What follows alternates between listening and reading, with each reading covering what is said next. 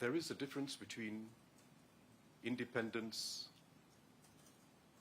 from any past affiliation with a political party and independence of mind, character, and convictions. There is a big difference. Consider Mr. Ong Teng Cheong, Minister for many years, Deputy Prime Minister, and indeed, far more than me in the party, Chairman of the PAP for 12 years, stepped down and stood shortly after in the presidential elections. No one regards him as having been less independent because of his past association and leadership within the People's Action Party. It comes down to character. It comes down to being independent-minded. And I would say, just like Mr. Ong Teng Cheong, I am advantaged by having been in politics. As I've explained, I'm greatly advantaged from having spent 22 years on the ground,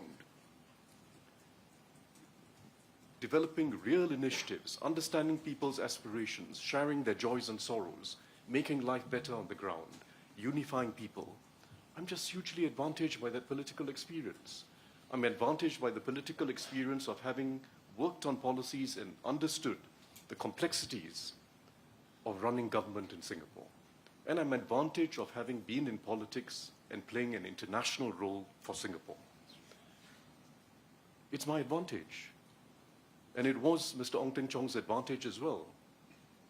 He was not a newbie. He was a known quantity. And in fact, he was very well liked on the ground.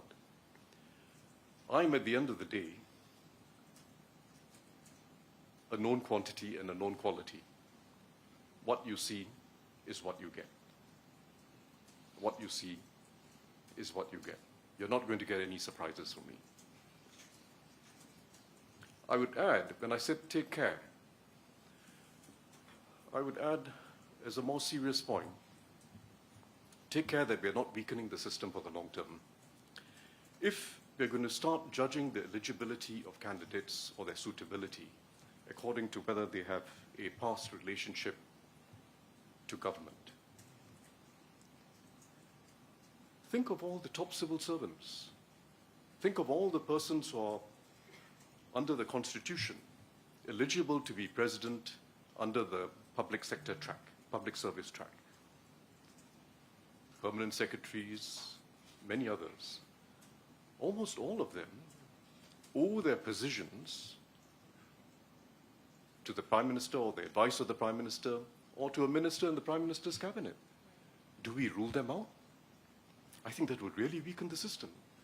Do we think them less independent simply because they hold senior positions in the public service on account of the Prime Minister or his cabinet or the advice of the Prime Minister? Surely not.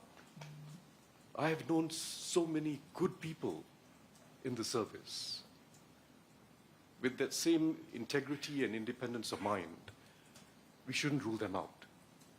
Even if they've had a close association with the government and even if their jobs, they held their jobs because they were appointed by the Prime Minister or one of his ministers or the advice of the Prime Minister. So let's not draw these artificial distinctions based on past affiliations. Let's look at the positive attributes of each candidate. And they all bring positive attributes. In fact, the two candidates so far, in my opinion, are worthy candidates who bring positive attributes. That's what we should judge them on.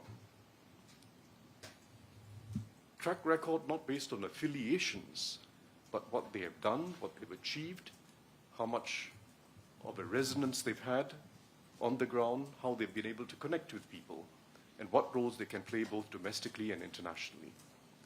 That has to be the way we think about the elected presidency. Take care not to weaken the system for the long term.